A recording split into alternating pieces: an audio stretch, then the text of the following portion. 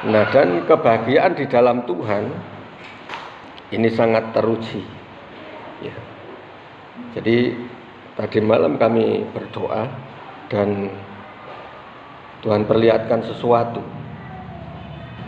Jadi di situ sepertinya kami diajak untuk makan bersama. Jadi seperti diajak untuk perjamuan makan. Nah, di sini mengingatkan bahwa kebahagiaan itu bukan hanya secara duniawi, apa yang kita lihat saja. Ya, kalau apa yang kita lihat ini hanya sementara, semuanya akan berubah, semuanya bisa hilang. Ya, yang sekarang ini kelihatan, bisa saja besok akan berubah. Amin. Yang sekarang ini ganteng-ganteng, besok ya kan bisa keriput, kempot, ya kan. Yang sekarang cantik-cantik, besoknya bisa juga. Ya, akan ada perubahan. Ya. Tetapi sesuatu yang tidak terlihat ini justru kebahagiaan yang kekal. Amin. Kebahagiaan yang kekal, yang tidak tergantung oleh apa yang kita lihat sekarang ini. Nah, terus dalam perjamuan ini yang Tuhan nyatakan dalam penglihatan itu, di depan kita ada makanan, ada menu, dan yang paling jelas yang terlihat itu ada tiga. Jadi nasi sebagai makanan pokok, tetapi yang menjadi menunya adalah ada sayur, terus ada daging, dan ada buah-buahan. Tapi Tuhan mau sampaikan sesuatu yang dalam makanan itu. Artinya apa? Jadi sesuatu apa yang bisa menyenangkan hati Tuhan. Cuma ada tiga hal katanya. Ada tiga hal yang harus disampaikan, yang harus kita terima, yaitu iman, pengharapan, dan kasih. Dan di situ juga dikatakan bahwa kasih adalah persembahan yang sangat harum baunya. Jadi ketika Tuhan berkata, berikan kepadaku kasihmu, itu langsung tercium bau yang harum itu. Sangat harum. Nah, jadi kalau ingin menyenangkan hati Tuhan, miliki ketiga hal ini. Amin. Dan dikatakan bahwa yang terbesar di antaranya adalah kasih. Di antara iman, pengharapan, dan kasih, yang terbesar adalah kasih. Nah, kita akan membahas secara lebih dalam lagi, ya. Kita akan baca di 1 Korintus 13 ayat yang ke-13. Oke, ya, kita baca 1, 2, 3. Demikianlah tinggal ketiga hal ini, yaitu iman, pengharapan, dan kasih. Yang paling besar di antaranya ialah kasih. Amin. Nah, jadi disebutkan yang paling besar di antaranya atau yang terpenting di antara ketiganya adalah kasih. Nah, apakah yang dua yaitu iman dan pengharapan ini tidak penting? Semuanya penting. Tetapi kasih paling penting. Karena apa? Ada iman berarti ada kuasa, ada mujizat. Terus iman itu melihat yang tidak terlihat. Nah, ketika kita mati, kita menghadap tahta Tuhan, kita sudah bertemu. Enggak perlu lagi pakai iman. Karena ada perjumpaan muka dengan muka. Amin. Jadi iman sudah enggak dibutuhkan lagi. Pengharapan ini kan sesuatu yang belum kita lihat, kita harapkan, kita akan masuk surga. Nah, kalau kita sudah masuk surga, harapan apa lagi? Sudah enggak perlu lagi. Tetapi yang diperlukan adalah kasih ini yang akan mengikuti kita sampai kesudahan zaman, sampai menghadap hadirat Tuhan. Kasih ini yang akan menyertai kita. Amin. Nah, jadi kita akan membahas tentang ini supaya kita bisa menyenangkan hati Tuhan. mencari tahu apa yang berkenan di hadapan Tuhan. Nah, karena gini, banyak orang yang hanya mencari apa yang kita senangi, apa yang sesuai hati kita. Tetapi pada akhirnya akan kecewa, yang jelas akan kecewa, tidak sesuai harapannya. Gitu ya. Nah, tetapi kalau kita mengikuti apa rencana Tuhan, sudah pasti nanti Tuhan akan melimpahkan kasih dan kuasa-Nya, mujizatnya juga pasti akan menyertainya. Amin. Nah, terus satu hal lagi, kami juga sebenarnya mendoakan orang yang sedang dalam masalah gitu.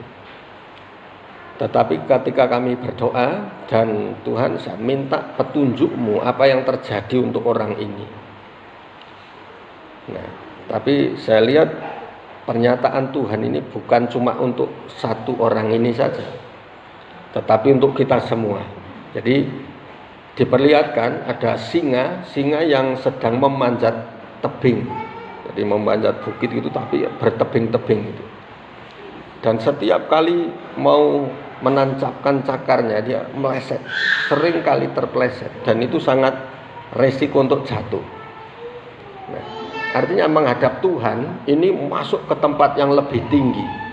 Setiap hari kita dibawa ke posisi yang lebih tinggi. Amin.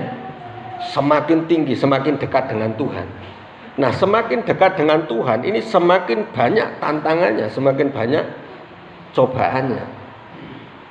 Dan ketika melihat singa ini sebentar mau naik, kayaknya mau jatuh, mau naik lagi, terpeleset lagi, kayaknya kuku-kukunya memang tajam, tapi untuk menancapkan di bukit itu tidak cukup. Jadi butuh perjuangan. Dan Tuhan katakan bahwa mengikut Aku tidak selamanya mudah, tidak selamanya enak. Ya, karena apa? Semakin dekat dengan Tuhan, semakin banyak tantangannya. Jadi orang dunia juga berkata, semakin tinggi pohon, semakin kencang angin menerpanya. Amin. Nah, yang penting di sini adalah kita yang harus tahu akan firman Tuhan. Dan Tuhan katakan bahwa bukalah mata hatimu, bukalah telingamu, karena kamu akan melihat hal-hal dan perkara-perkara yang besar. Tetapi ketika kita tidak mau membuka mata roh kita, mata iman kita dan telinga kita, maka seharusnya kita lakukan perkara yang besar, yang luar biasa, tetapi yang kita peroleh hanya biasa-biasa saja. Karena apa? Apa yang kita lakukan hanya sesuai yang kita lihat mata jasmani dan telinga jasmani. Tetapi kalau kita melihat dengan mata iman, kita akan melihat hal-hal yang besar. Amin. Sesuatu yang dahsyat. Nah ini. Nah, jadi apakah yang lain tidak penting selain kasih? Ya, yang jelas penting. Karena apa? Ya. Jadi ada ketiga hal, yaitu iman. Apakah iman tidak penting? Iman sangat penting. Karena apa? Tanpa iman tidak ada seorang pun yang berkenan kepada Allah. Amin. Tanpa iman tidak ada yang berkenan. Jadi banyak orang yang cuma ikut ke gereja tapi tanpa iman. Ya. Itu dikatakan bahwa apa yang diberikan tidak berkenan di hadapannya. Jadi cuma dengan iman kita bisa berkenan, karena percaya, bukan karena perbuatan kita. Gitu ya. Nah, ini coba kita lihat, dengan tanpa iman tidak mungkin seorang berkenan kepada Allah. Nah, sekarang tentang pengharapan. Apa sih pengharapan? Nah, ini Efesus 1 ayat 18 sampai 19. Nah, sekarang sama-sama. Ya, kaum pria dan kaum wanita sama-sama. Efesus 1 ayat 18 sampai yang ke-19. Dua ayat saja. Efesus 1 ayat 18 sampai 19. Sudah ketemu semua? Oke, baca sama-sama. 1, 2, 3.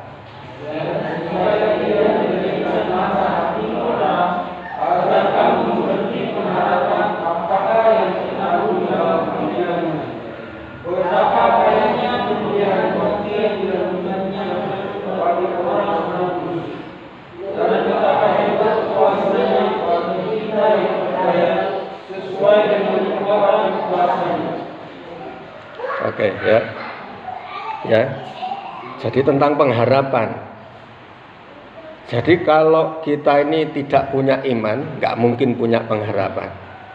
Ya, tanpa iman kita tidak ada harapan lagi. Makanya ada firman Tuhan yang tentang Abraham. Abraham ini sudah umur 100 tahun. Dan Tuhan berjanji bahwa keturunanmu akan seperti pasir di laut, seperti bintang-bintang di langit.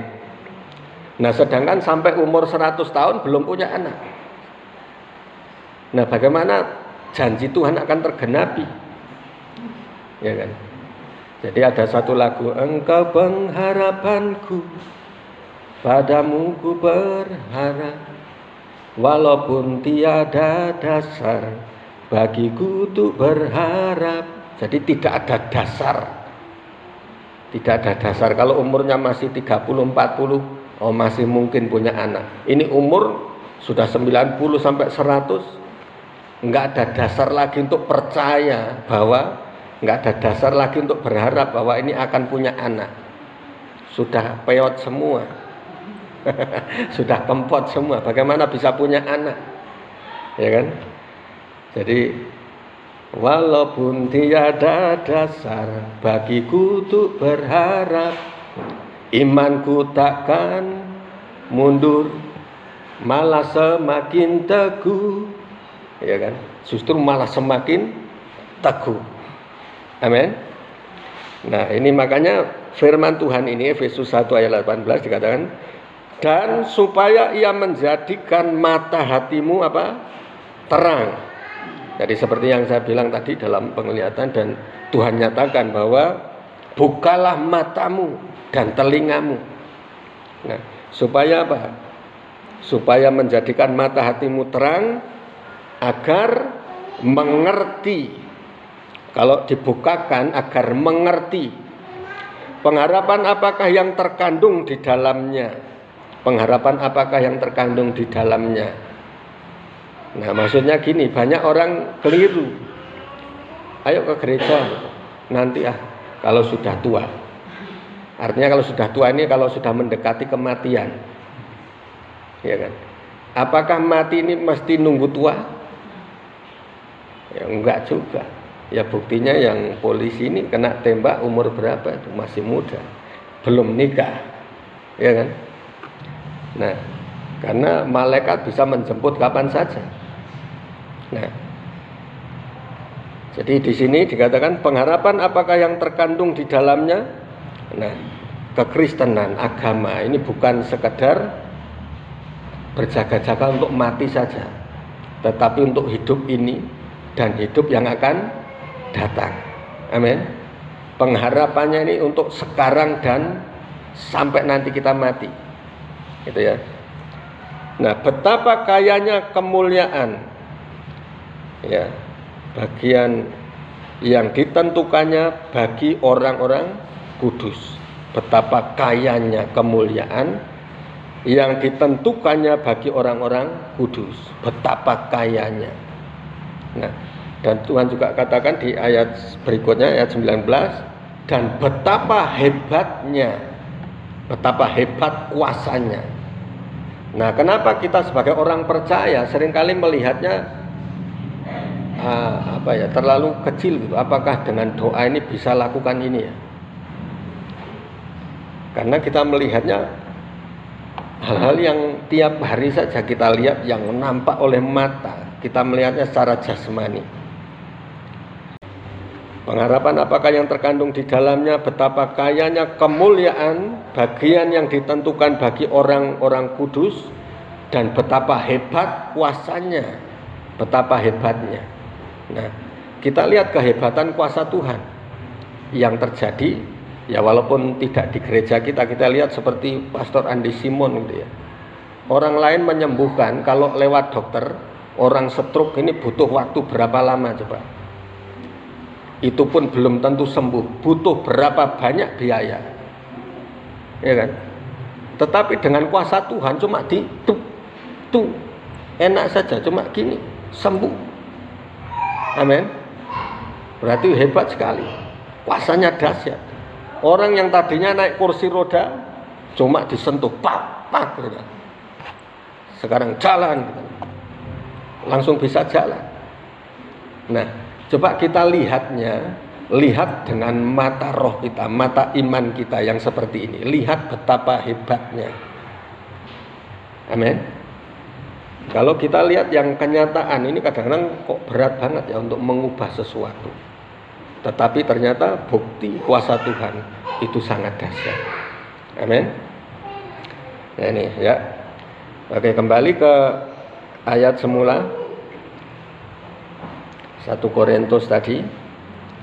Nah, jadi apakah semuanya ini tidak penting selain kasih? Semuanya penting, tetapi gini, coba kita lihat dari 1 Korintus 13 tadi, dari ayat 1 ya. Ini ada banyak karunia di sini. Apakah ini tidak penting? Semuanya penting, tapi kita lihat semuanya, keseluruhannya. Mulai dari ayat 1, sekalipun aku dapat berkata-kata dengan semua bahasa manusia dan bahasa malaikat, tetapi jika aku tidak mempunyai kasih, aku sama dengan gong yang berkumandang dan canang yang gemerincing. Sekalipun aku mempunyai karunia untuk bernubuat, dan aku mengetahui segala rahasia dan memiliki seluruh pengetahuan, dan sekalipun aku memiliki iman yang sempurna untuk memindahkan gunung, tetapi jika aku tidak mempunyai kasih, aku sama sekali tidak berguna. Apa yang kita lakukan, karunia sebesar apapun yang kita punya, tanpa kasih dikatakan aku tidak berguna. Nah, ayat 3, dan sekalipun aku membagi-bagikan segala sesuatu yang ada padaku. Ini berarti suka memberi, membagi-bagikan segala sesuatu yang ada padaku, bahkan menyerahkan tubuhku untuk dibakar. Tetapi jika aku tidak mempunyai kasih, sedikit pun tidak ada faedahnya bagiku. Ya. Jadi gini.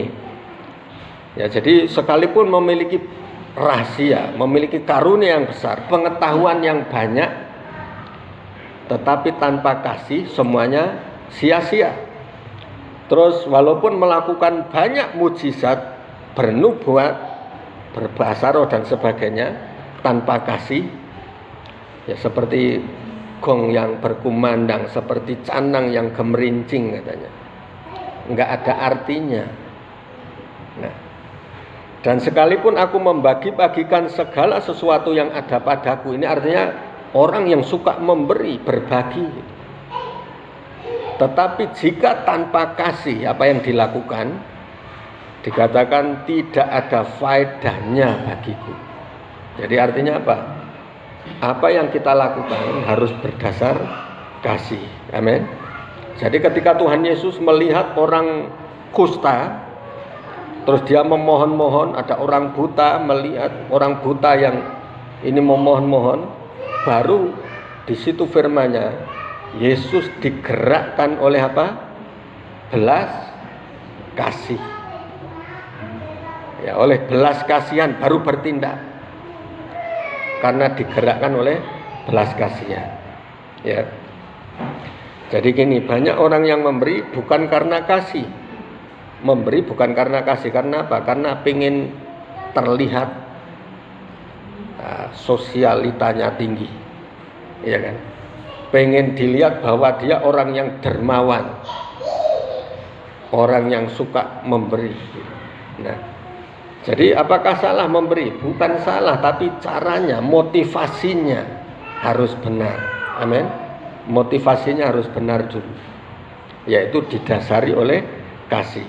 Nah, bahkan dikatakan menyerahkan tubuhku untuk dibakar, ini berani berkorban nyawa, berani mati. Menjadi orang percaya yang berani mati. Katakan bahwa itu adalah gambaran dari iman, pengharapan dan kasih. Nah, kalau orang dunia ini mengenalnya apa? 4 sehat 5 sempurna. 4 sehat 5 sempurna. Makanan 4 sehat 5 sempurna. Nah, banyak orang yang salah mengajarkan semuanya nggak penting, karunia nggak penting, Roh Kudus nggak penting. Kalau tidak punya kasih, akhirnya nggak mempelajari tentang roh, tentang iman, pokoknya kasih. Nah, bagaimana bisa sempurna kalau tidak melalui tahap yang sebelumnya? Ya kan? Jadi harus dilengkapi. Ada iman, pengharapan, dan kasih. 4 sehat 5 sempurna itu apa saja? Ibu-ibu yang suka posyandu, ini suka posyandu enggak ini? Mama Pio. Kan harus tahu tuh. 4 sehat 5 sempurna apa? Ya, ada nasi, terus lauk pauk. Nah, pokoknya daging apa itu termasuk, terus sayuran, buah-buahan dan susu. Nah, susu itu menyempurnakan, yang menyempurnakan. Nah, akhirnya jadi ingat itu lagi. Nah ini, ya jadi untuk menyempurnakan. Nah jadi apa sih kasih itu? Karena bisa menyempurnakan semua yang kita miliki, yaitu iman, kuasa, karunia, mukjizat itu tidaklah sempurna kalau tidak ada kasih. Nah tetapi dengan kasih, semua yang kita miliki, pelayanan yang kita kerjakan akan menjadi sempurna, menjadi penyempurna. Nah, ayat 4 dikatakan, nah ini sifat kasih. Kasih itu sabar. Kasih itu apa? Murah hati. Ia tidak apa? Cemburu. Tidak ada iri dengki, ya kan? Terus ia tidak apa? Memegahkan diri, tidak sombong. Dan tidak sombong, ya kan? Ia tidak melakukan yang apa? Tidak sopan. Ia tidak melakukan yang tidak sopan. Dan tidak mencari keuntungan diri sendiri. Ia tidak pemarah. Ya, tidak pemarah. Ia tidak menyimpan kesalahan orang, tidak mendendam. Ia tidak bersuka cita karena ketidakadilan, tetapi ia bersuka cita karena kebenaran. Ia menutupi segala sesuatu, percaya segala sesuatu, mengharapkan segala sesuatu. Ini yang berat ini, sabar menanggung segala sesuatu, sabar menanggung segala sesuatu. Kasih tidak berkesudahan, nubuat akan berakhir, bahasa roh akan berhenti, pengetahuan akan lenyap, sebab pengetahuan kita tidak lengkap dan nubuat kita tidak sempurna. Tetapi jika yang sempurna tiba, maka yang tidak sempurna itu akan lenyap. Ya seperti itu tadi yang saya bilang, kalau iman ini percaya sebelum melihat. Karena walaupun kita tidak melihat, kita percaya bahwa Yesus Tuhan, bahwa ada surga, ada neraka, kita percaya. Tetapi apakah kita pernah melihat? Belum, ya kan? Tetapi nanti ketika kita menghadap tahta Tuhan di surga, kita sudah bertemu muka dengan muka, sudah nggak perlu lagi iman, ya kan? Karena sudah ketemu, nggak perlu iman lagi. Nah, pengharapan apalagi yang diharapkan, sudah ketemu, sudah memiliki semua. Jadi orang kalau sudah masuk surga, ini sama dengan sudah memiliki segala sesuatu. Amin. Baik kuasa, kemuliaan, ya, kekudusan, hormat, itu semuanya dimiliki. Nah, terus mau cari apa lagi? Mengharapkan apa lagi? Nah, jadi yang tinggal adalah kasih, yaitu untuk menyempurnakan semuanya. Amin. Untuk menyempurnakan semuanya itu dengan kasih. Ya. Jadi marilah kita sekarang lakukan segala sesuatu itu berdasar kasih Tuhan. Miliki kasih Tuhan. Jadi kita ke gereja bukan karena sungkan, bukan karena malu, bukan karena pengen ketemu teman-teman, cuma itu saja. Tetapi yang pertama karena kita mengasihi Tuhan. Amin. Yang dikatakan kasihilah Tuhan Allahmu dengan segenap hatimu, dengan segenap akal budimu. Akal budi ini segenap kemampuan berpikir kita. Ya. Terus dengan segenap kekuatanmu, dengan segenap kekuatan ini dengan segala daya, dengan kekuatan kita, usaha kita. Nah, terus baru kasihilah sesamamu manusia seperti mengasihi diri sendiri. Amin. Jadi mengasihi sesama manusia seperti diri sendiri. Kalau gini loh, kalau kita ini mengharapkan orang lain menghormati kita, ya lakukan dulu kita menghormati yang lain. Kalau mau orang lain mengerti kita, memahami kita, ya kita belajar dulu untuk mengerti orang lain. Amin. Nah ini, karena banyak orang yang maunya dimengerti tetapi tidak mau ngerti sama orang. Nah, itu egois namanya, ya kan? Jangan dia mengerti, dia peduli, sedangkan kita nggak peduli, kita nggak mau ngerti, ya kan? Nah ini, tetapi ada satu lagu yang mengajarkan kita bagaimana kita menghormati yang lain. Kalau mau orang lain mengerti kita, memahami kita, ya kita belajar dulu untuk mengerti orang lain. Amin. Nah ini, karena banyak orang yang maunya dimengerti tetapi tidak mau ngerti sama orang. Nah, itu egois namanya, ya kan? Jangan dia mengerti, dia peduli, sedangkan kita nggak peduli, kita nggak mau ngerti, ya kan? Nah ini, tetapi ada satu lagu yang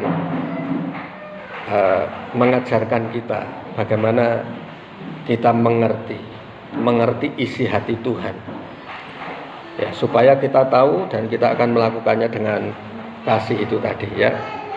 Oke, saya kira itu kita akan naikkan satu pujian yang sesuai dengan apa yang kita terima saat ini. Ada satu lagu yang berkata, ini hatiku Tuhan. Ini hatiku menyembahmu, tulus dan kagum padamu Yesus. Ini hatiku tak sempurna, perlu campur tanganmu dalam hidup. Katakan hatiku, hatiku mengasihimu, hatiku, hatiku mengasihimu, hatiku, hatiku ingin mengenalmu, ingin mengertimu. Tuhan kau lihat isi hatiku, hatiku, hatiku mengasihimu, hatiku, hatiku mengasihimu, hatiku Tuhan, hatiku ingin mengenalmu, ingin mengertimu. Tuhan kau lihat isi hatiku. Sebagai persembahan yang harum di hadapannya adalah kasih. Kenapa kasih adalah persembahan yang sempurna? Karena kasih adalah sifat Allah sendiri. Sifatnya adalah kasih. Jadi tanpa kasih kita tidak memiliki sifat Allah itu. Kita tidak punya sifat Yesus. Tetapi jika kita memiliki kasih, kita akan dipakai, dibawa menjadi semakin serupa dan segambar dengan Dia. Haleluya.